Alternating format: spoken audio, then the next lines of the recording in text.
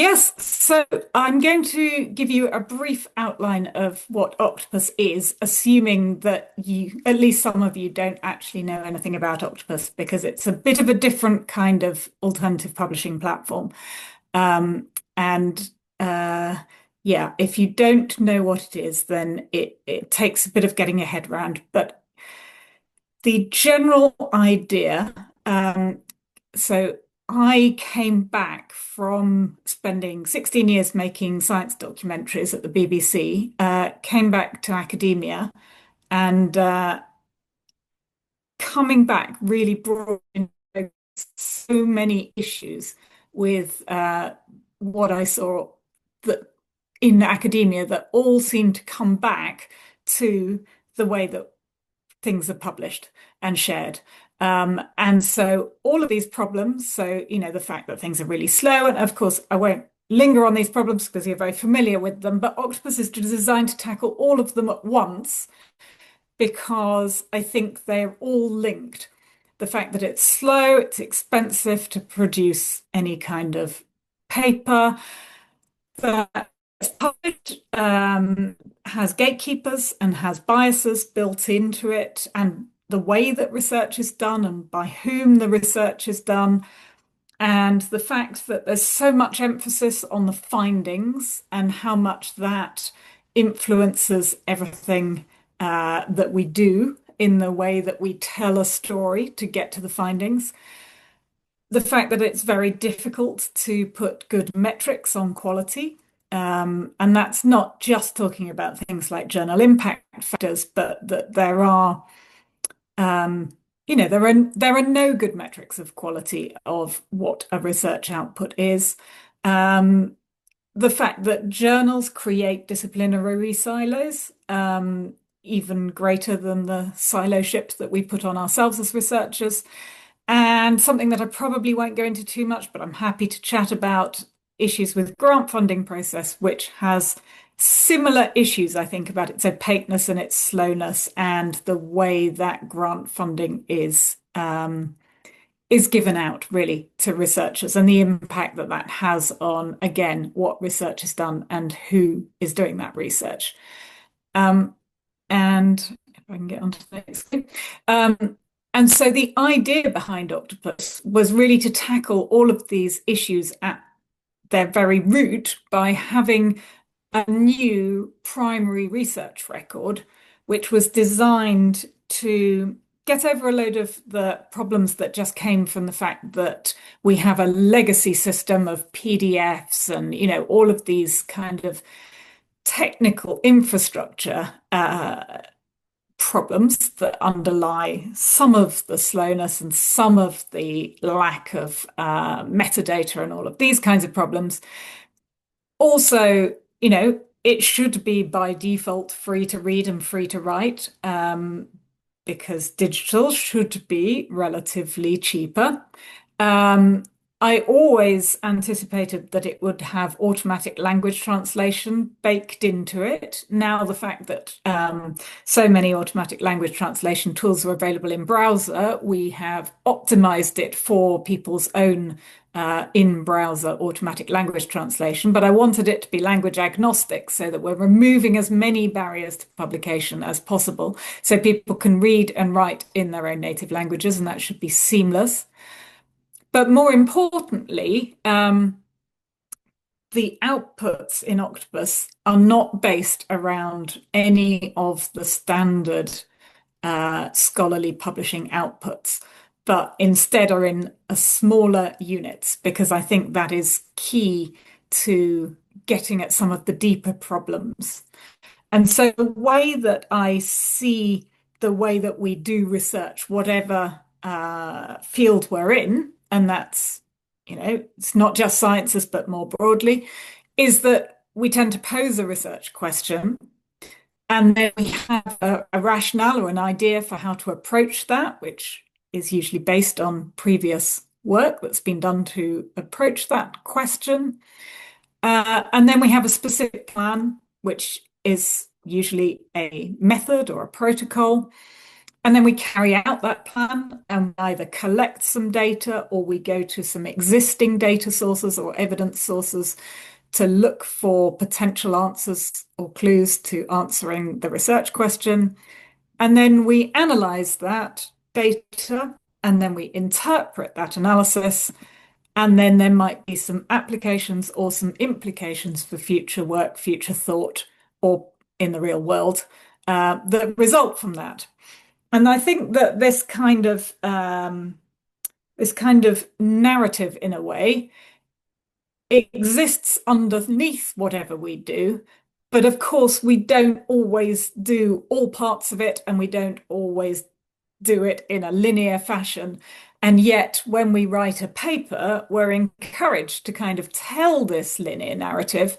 And quite often, I think that is imposing something, a linear storytelling structure onto something which in reality is a much freer, more collaborative piece of work, which might, encompass many different research groups. In fact, might encompass many loops where you find a dead end and then you go back, or a new problem and a new question arises, and it might involve quite a lot of time.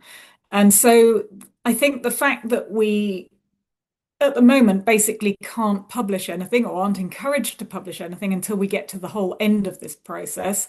And then we're incentivized to tell a nice story is at the root of so many problems in the whole of scholarly publishing. So the idea behind Octopus is instead to have a different structure and to break down the publishing unit to better suit what we actually do when we do research. So a research question in itself is a publication within Octopus. You can publish just the question, and then for that, publications that describe rationales or approaches, and it's many to one, many relationships. So once a research question's been published, anybody can link an approach or a rationale to that research question.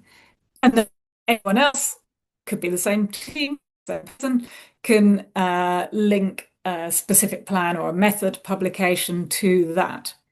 And sort of, the right hand of the screen, I'm outlining what a standard kind of project or paper approach, but down the left-hand side, it's a different, a more branching structure. So in this case, two different teams have collected data according to the same method. So that might be an example of a many labs type approach, where a protocol's been agreed on, and then it's going to be replicated or carried out in multiple different locations, laboratories, enhancing reproducibility.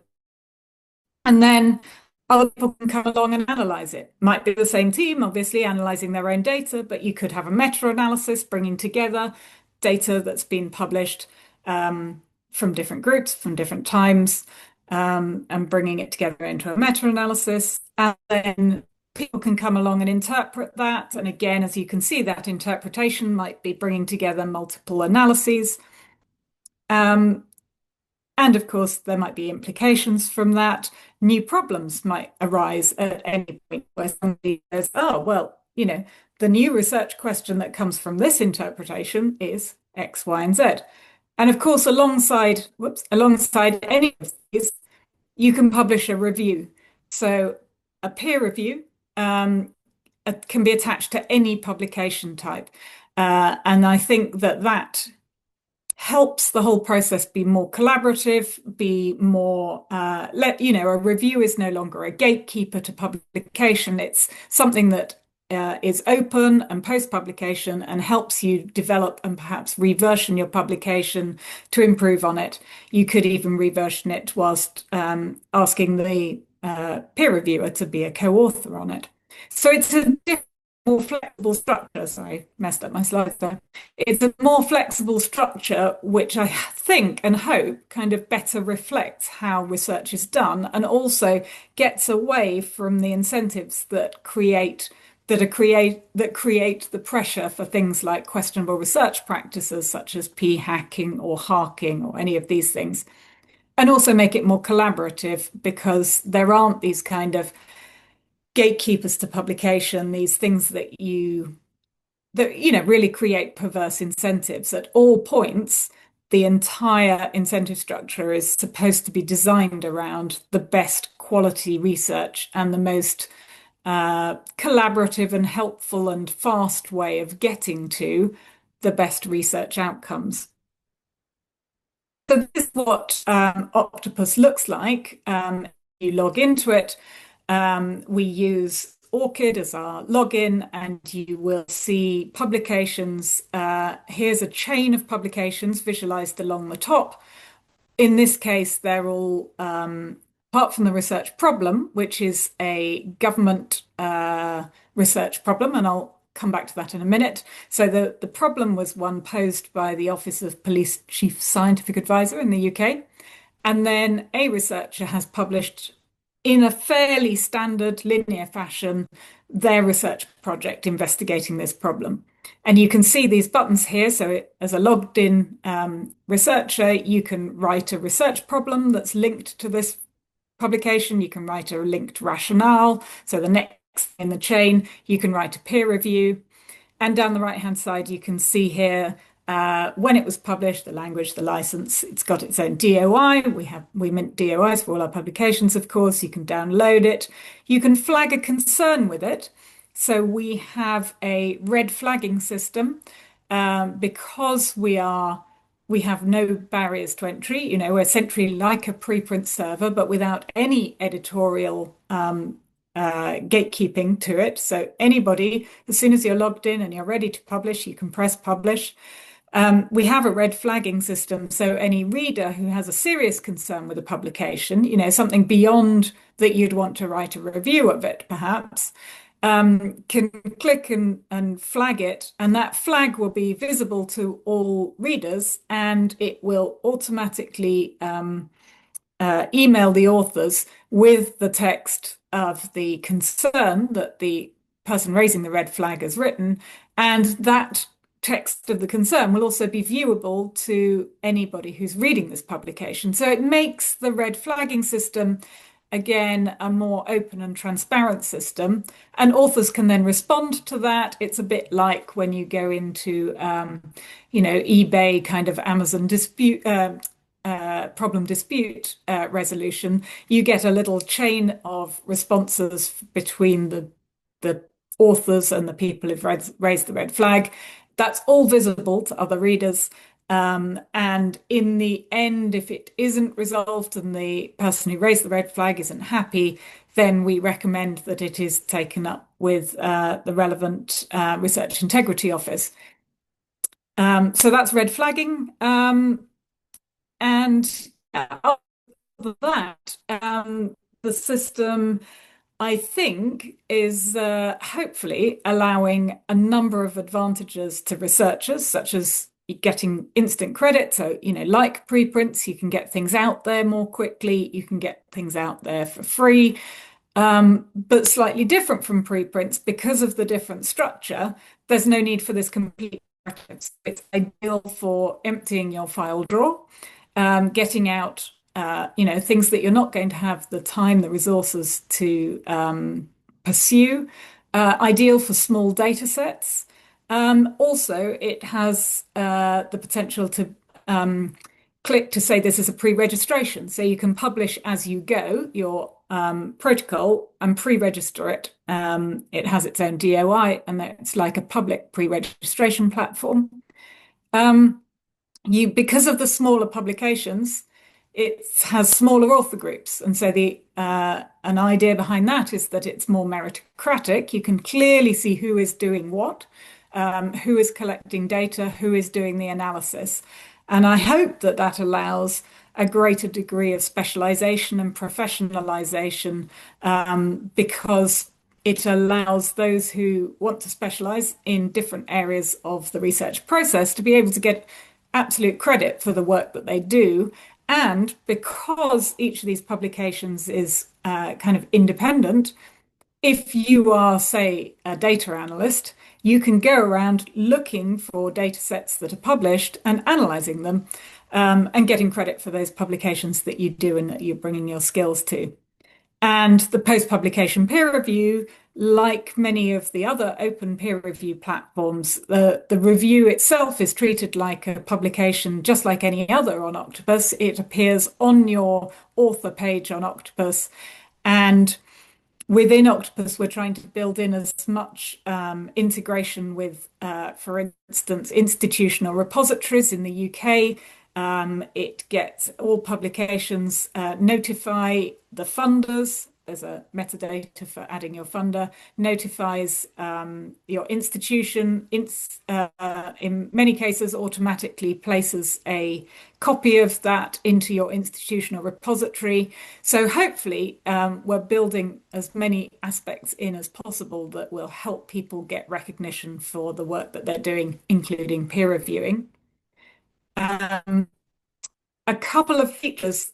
So one that I wanted to talk about, which is a relatively new feature, is that one of the things that I really want to do with Octopus is to try and get over some of the boundaries between academia and other areas of the research environment. So in this instance, government areas of research interest. So in the UK government, each department has to publish its areas of research interest, so what it is interested in, and that drives to some extent the government funding in the UK for research. And we've pulled all of those in. So that example that I showed you that came from the Office of Police Crime Commissioner or whatever it was, that is an example of that. So we've got, I think, 1,500 areas of research interest from UK government departments. And that makes them easy for researchers to find because they're all linked to different topics and they're all searchable. But not only that, when you publish research that's linked to that, one of those areas of research interest or research problems, you get the option to pass your contact details directly onto that government department, and they also get notified about it even if you don't do that. So it's a way for government departments to more easily find researchers who are working on what they're interested in, and ways for researchers to get more credit for impact because they can more easily demonstrate that they're doing research that's linked to what government's interested in.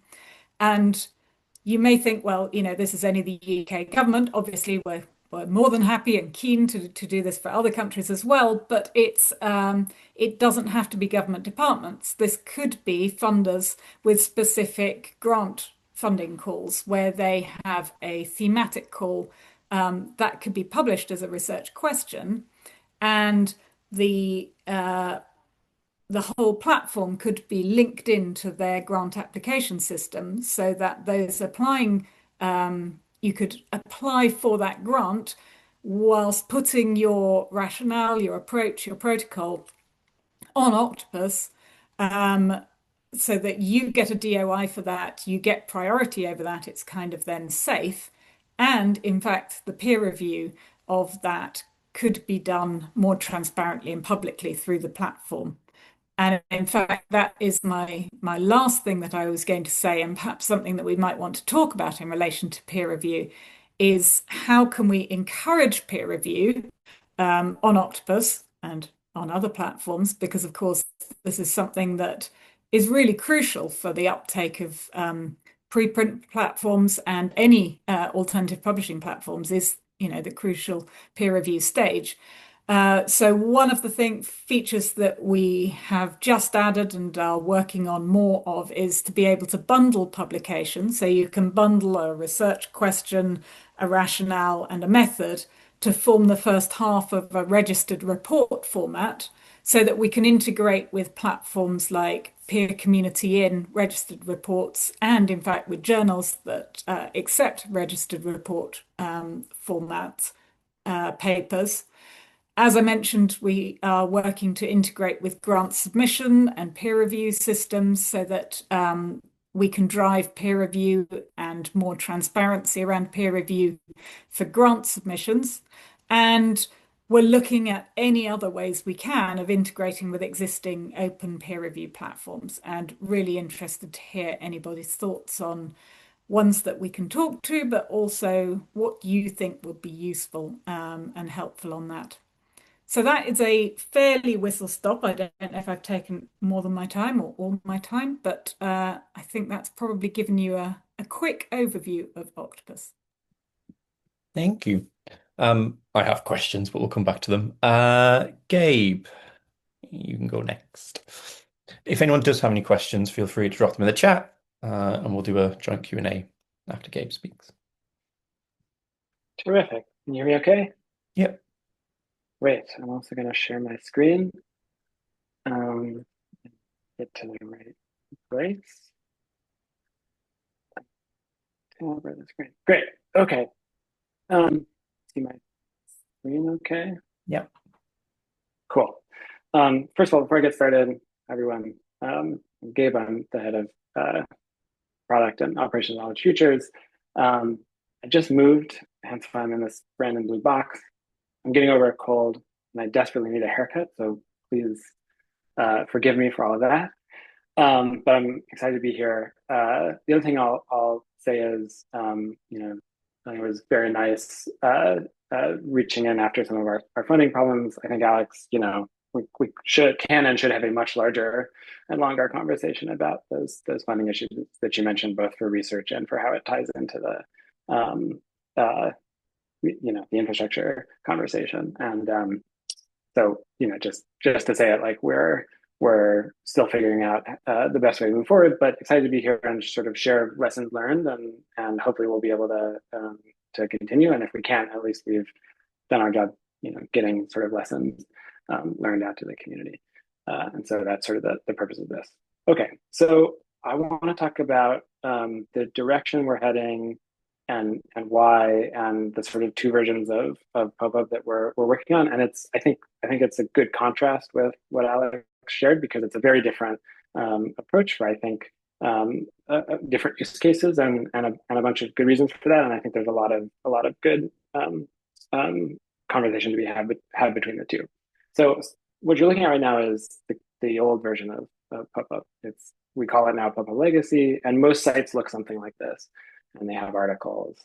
And when you go into articles, they look like this. They look like traditional articles. There's some cool stuff you can do. You can embed videos. You can even embed little like interactive maps and do cool stuff like that allow people to experiment with different content formats. But for the most part, you're sort of forced into this basic structure. And we built it in, we over the course of the last 10, 12 years. It's got a bunch of use, a bunch of great features. People really like it. But from the sustainability perspective, when we started talking to people about what they value in it, the value wasn't there for a lot of people, just being blunt. Or when it was, they didn't have budgets to fund their communities, really, because they were relying on tiny little grants that didn't include any funding for infrastructure or anything else. And so we had to think about new models and new ways of continuing as an organization.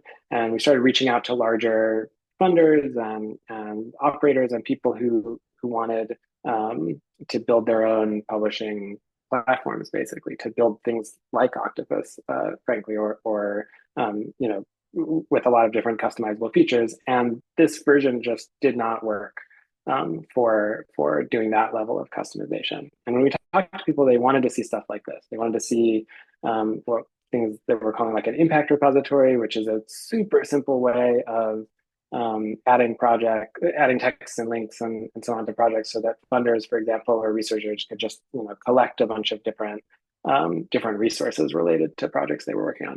That's one kind of structure that we saw that people wanted. Another one, we did this work. This is an MVP we did with the Earth Biogenome Project. Wanted to basically host millions and millions of very, very customized genome sequences in this case, but customized documents that were partially automatically generated and loaded really quickly, and could have automated review on top of them that would happen in a pipeline and then automatically go to the web. They wanted stuff like that. That was nearly impossible to produce in the existing version. And some folks even wanted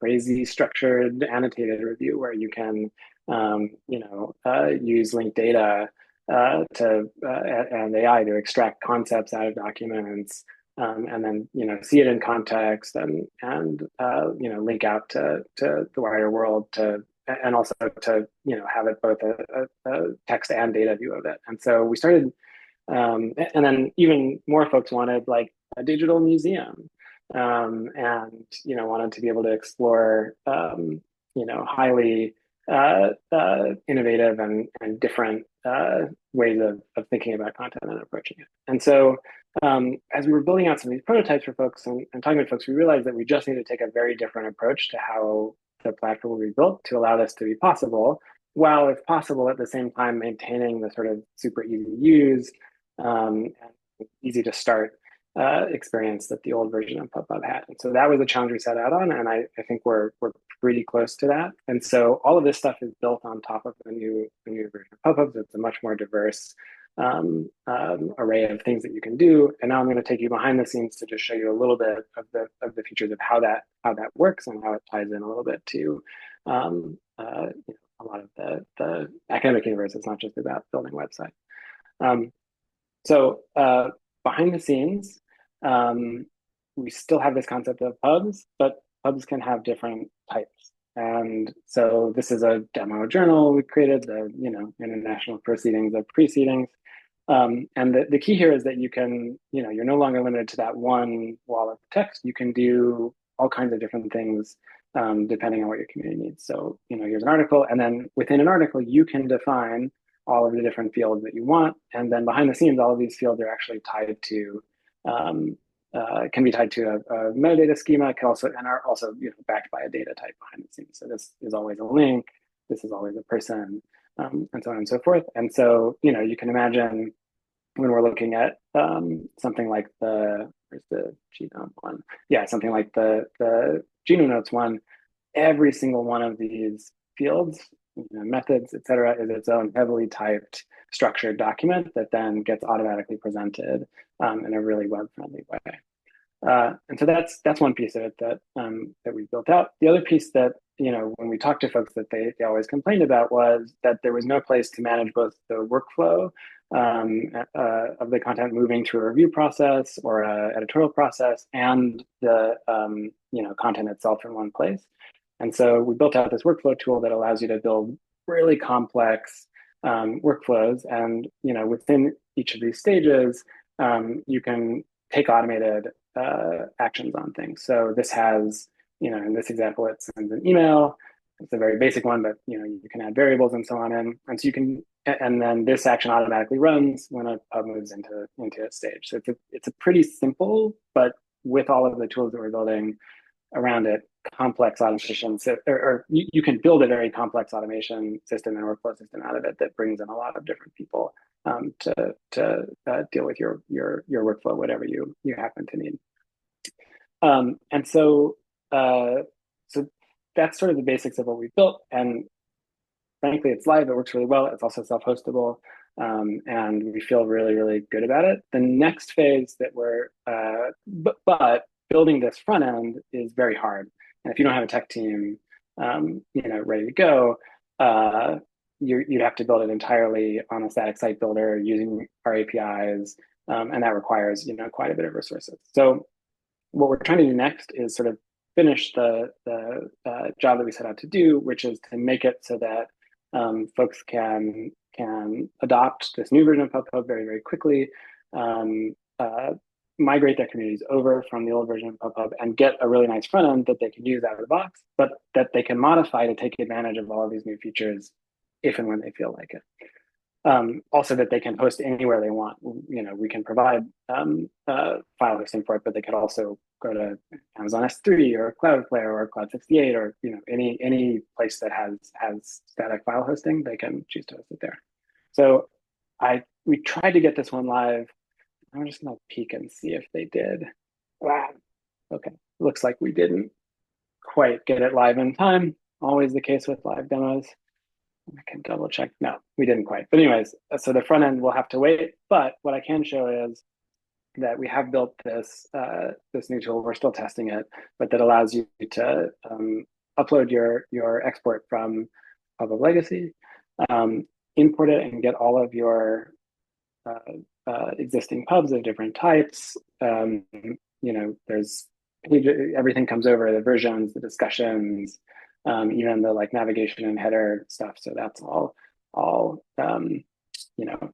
typed out and actually pretty easy to edit. And so all this stuff comes over, and then I really wanted to get the front end up, but imagine, if you will, a front end that looks pretty similar to this, that gets automatically generated when you move things through the workflow into the publish action. We've been able to get that working for folks. And so, our hope is over the next couple of months that folks who do want to self-host PubPub can and want to do it in a new way that gives them much more flexibility over their workflow, over the types of content they're publishing, and so on, gives them an easy place to start that doesn't require any configuration out of the box, but then allows them to, if and as they have time, completely customize the front end, the back end, all that stuff. We'll be able to deliver on that. We're hoping by the end of the year. And so that's what's going on here. The idea is that really you can do whatever you want, but you can start with something that feels fairly familiar and is pretty easy to use, although definitely a lot more going on behind the scenes than there was before. So I'll stop there. Thank you. Thank you. I think that shows what I really like about this space, which is that you can have a lot of different experimental approaches and people trying quite different things, and that's kind of what we need, I think, to make publishing better. If you do have questions, feel free to use the raise hand function or drop them in the chat. But I'll start with some. So I want to start with one of the obvious ones that tied you both together there. You talked about sustainability. Before everyone joined, Alex and I were having a chat about applying for grants. How are you building these into these kind of developments? Because obviously it's not horribly difficult to get the upfront funding, but then keeping that going is a real challenge. Yeah, it is a real challenge. And it's a well-known problem that, it's not easy, but it's possible to get startup money, but very difficult to persuade funders to keep funding you. We were very lucky. So our funder is UKRI, the UK's government research funder, and we were funded not through a grant application, but from their research culture funding. And we got 5 years of funding, and we are now coming up to the end of the 5 years. 5 years ends next spring. So financial sustainability planning is one of the things that we've been working on. I think, and this is just my personal view, that there will always need to be some core funding for any sort of alternative publishing platform, because to make something diamond, free to use, free to read, free to write, that is a public service essentially. And funders that have particular, thematic calls, it tends not to fall into any of those. So I think philanthropists who understand the importance of openness, or government funders, or things like the European funding, those are the sorts of things that I think you need to look at for core funding, and that's keeping the lights on. And then what I would say is, on top of that, looking for opportunities to integrate with things like a funder's grant application program, where they can see a direct benefit to them, which might mean that you can get some funding for a bit more technical development. And yeah, so we are working on, now we've got a system which runs there will always need to be some keeping the lights on money, but we're working on how we can make the platform have more specific, visible use cases that will mean that funders say, oh, yeah, that really supports what we're looking for, whatever that might be. So yeah, if you know funders who might have a specific thing that they're looking for, absolutely let me know. Yeah, I love that. I love that comment. Also pandemic, any new pandemics. If anybody's got one coming up, well, that'd be perfect. Um, so I think I disagree a little bit. I I I agree that like every organization needs to have core funding, um, uh, and to keep the lights on. I think that's right. Um, I do worry though that the approach of oh well, we'll have this core that just keeps the lights on, and that all innovation is going to be funded by philanthropy or by someone else puts us in the position, as I'm sure you've been in, of working on someone else's mission to fit into someone else's application, to do that. And so all of the innovation is driven not by scientists, not by researchers or authors or so on. It's driven by whichever philanthropist is interested and shows up at the door. I will say, so that's a small point of disagreement, or maybe we agree on most of it there. I will say we found a model that was working, and this is one of the tragedies that of our funding situation has made it really difficult, that I hope other people pursue. So take this model for free. It was basically, if you can set up a services division, maybe it's a hybrid org that has a for-profit or nonprofit, maybe you can make it work inside one nonprofit, but a services division that can develop platforms or do some editorial work or so on for folks who have lots of funding. You can use that if you've got a nonprofit arm to cross-subsidize, basically making that same stuff that you develop for them available to um, uh, communities that don't have those resources. And that's what we were up to. We were doing really well at that, have hundreds of thousands of dollars of contracts booked to do that. And I think that model can work. I think it can get an organization, a high level technology organization, to sustainability or close, probably, if you keep the margins really tight. You still need some funding, to bolt on other things, probably that has to come from philanthropy or so on. But there are folks out there who want to see things happen in the space that you can build for, and then you can use that to cross subsidize other development for other people. And I really hope that I think like eLife is moving a little into that model with their new I forget what it's called, but the new technology division that they're setting up. And so I'm excited about the potential of that actually, and I hope more people go into it. It's not the best model ever for lots of reasons, equity and so on, but I think it can allow us to actually be innovative and move things forward without always going from funder to funder with a bucket in our hands. Yeah, I would love to see a global science infrastructure fund. I think there are a lot of problems with that being independent governments, as we're currently seeing. And similarly with philanthropies, we're also seeing a lot of that change in the open science space. So I think something global would be great.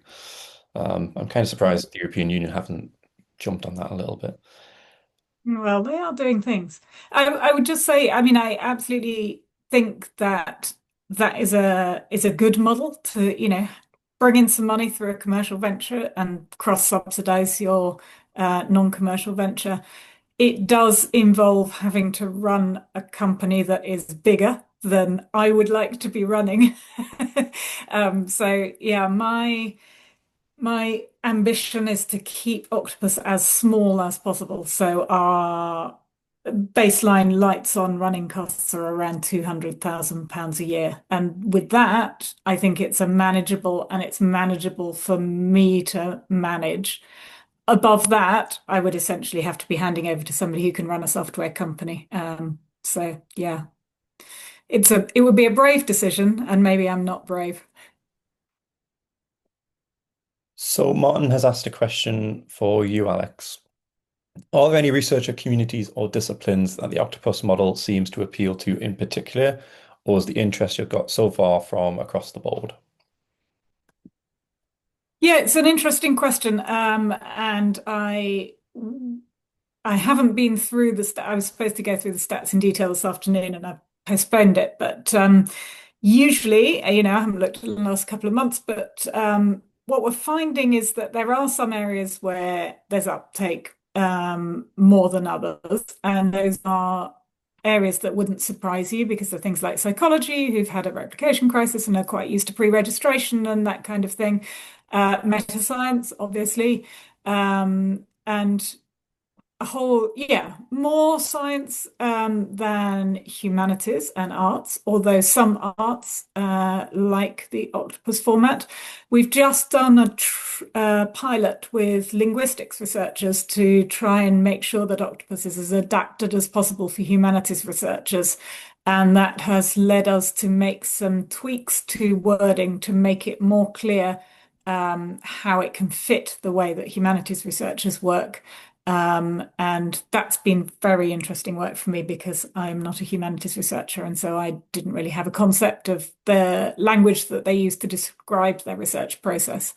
But generally, it's actually surprisingly broad. It surprises me how broad it is. So I would say we've had a little bit of uptake across the board rather than, being jumped on particularly by and having peaks in particular areas and massive troughs in particular areas. So this actually kind of feeds into the next question from Daniel. So both these platforms are offering alternative outputs. And one of the big problems, big barriers we have generally when we do this kind of thing is those alternative outputs don't fit with the current model of recognition and rewards. Um, so Daniel's asking, are these intended to replace journals or supplement them? And could this be a way of cutting out journals from being those people who make those metrics and sort of moving towards a better place from that perspective?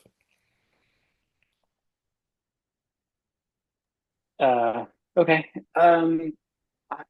My perspective uh, is that a little column A, a little column B.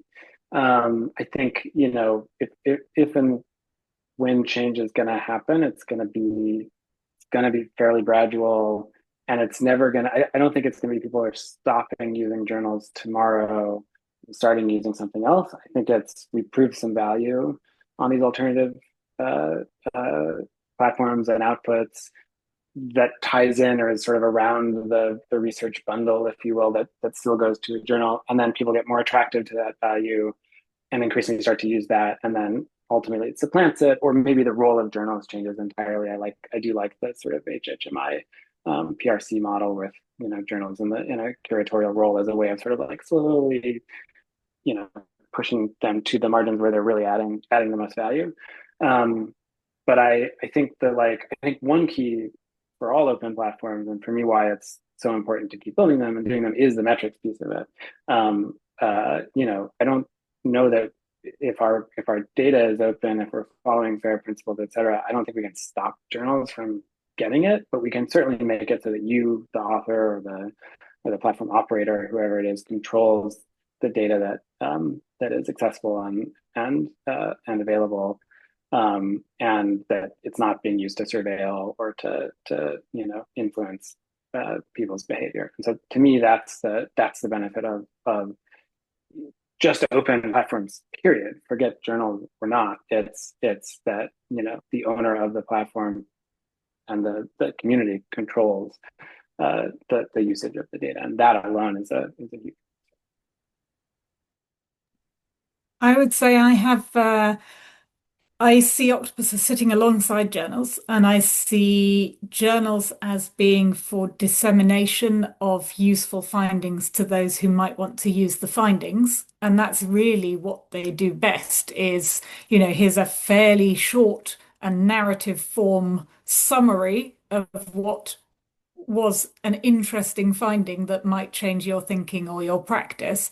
And so it's a kind of easy read summary of some work that may have been done by multiple people, whilst publication platforms like Octopus is the place where the actual primary research in full detail gets published as it happens.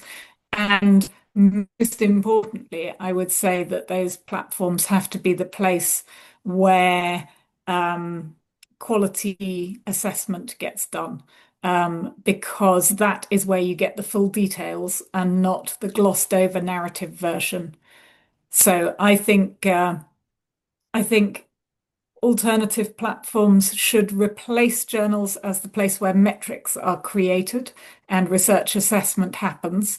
And journals should focus on dissemination and being increasingly readable. And I see journals as being part of a spectrum of outputs that are narrative outputs that, go from specialist journal to more generalist journal to Scientific American to New York Times. They're all ways of reaching different audiences with things that they might want to read about. But I think that's quite different from researcher to researcher communication and a place where research assessment happens. I've got a follow-up question, but I'm going to ask the one in the chat first.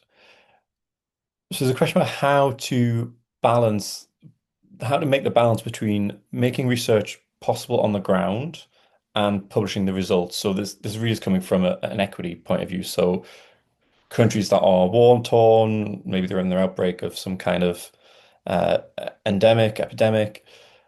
How do we get that balance right? Because I spent a lot of time, certainly over the last year, talking to researchers from across Africa, and one of the really big concerns that I've heard repeatedly is this notion of if they get their stuff up, maybe they've got, they're not, it's not that they're not willing to get stuff up early. It's that if they post something early, they're worried that someone in a Western lab who has, if we talk about the US in particular, you can have like 70 different postdocs, and that, they've got the ability to just come in and do something in like a week that might take someone else months. So how do you get that balance with these kind of platforms? Well, I think the key to that is shifting away from researcher assessment being focused on results and findings. So if you value people's ideas and value people's analysis and all of the things that don't cost huge amounts, so basically the investment usually comes in the collection of data. That is where it's resource heavy, and that is where well-resourced laboratories have the advantage. But that is only one part of the really important research process. Having the ideas, being able to design protocols, being able to analyze stuff, being able to interpret that, having insights, all of these are things that human beings, and maybe AI, but let's leave that aside, can do themselves on their own with relatively little resources and should absolutely be getting the credit for. And I think at the moment, we bundle all of that up in such a way, the fact that the publication is all around the results means that it's all tied together with that resourcing. Whilst if you break that apart, that makes it much more equitable so that you can be somebody on their own with perhaps a laptop, or even just a phone, and you can be having great ideas, great insights, great analysis, publishing those on a free to publish platform and getting your name associated with that. And hopefully, if researchers, the assessment and the metrics come with that, you can be getting the credit for that. So that's how I see. I mean, it's a bit of a slightly longer term thing, I guess, to change that culture. But I do think we need to get away from results being the be all and end all of what is valued. So I've got a question. So Alex, you asked about how we can encourage more peer review. And I'd ask you both if how you view the situation beyond peer review, because peer review's got lots of problems, and I think it's notable that a lot of the conversations we have at the moment are about changing that research output, but not actually how we assess that output necessarily. It's still based around peer review and trying to get away from the traditional other proxies that we use. But we've not had too many discussions yet about really moving beyond peer review into something that makes a lot more sense in, a digital world where you can come up with lots of different ways of verifying bits of things. So interesting to hear both perspectives on that. Gabe, particularly from an infrastructure standpoint, because there's obviously a huge amount we can do there, and Alex from someone who's kind of broken it down into checks and how to attach value to each of those. Yeah, from an infrastructure standpoint, I mean, I actually think this answers this is a bit of what I would say the last question too. It's make it really easy to do different forms of valuation and make it really easy for those to be disseminated. So one thing I didn't mention that we're working on is we're implementing Core Notify, which is a sort of protocol for basically sending events about distributed. It is review, but that review can take many different forms, but distributed review events across different platforms. That's a technical piece that's been years in the making and is very hard to implement. But once it is implemented, we'll have a situation where you can publish something on PubPub, someone on Society can, or eLife, I guess, can request a review of it. You can publish that review. It all gets collated on PubPub. It also all gets collated on eLife. And it all just will kind of magically work from the perspective of the user. And so I really do like those sorts of distributed sort of magical infrastructure investments, because I think that is laying the groundwork for people to experiment with lots of different new ways of doing evaluation. That I'm not going to come up with that, but researchers are going to come up with that if given the tools to do it in a way that doesn't require them, crucially, to like reinvent dissemination or reinvent even the paper if they want to. It can work on top of the existing system. And so those are the types of efforts that I think are most likely to succeed in changing the way we evaluate things. The only other thing I'll mention from the infrastructure perspective, and Alex mentioned AI, and I don't want to open that kind of worms either, but there's a lot of really interesting automated review that's happening as well. We have that event-driven infrastructure in PubPub where you can send an API request with all the content you need to get something back that hopefully then is looked at by a human and so on. Again, I think the more we make that kind of thing really, really easy and put that in the control of the platform operators and owners and even the authors, the more success we're going to have. Right now, it's too hard to do overlay review or to start with, or any other kind of analysis.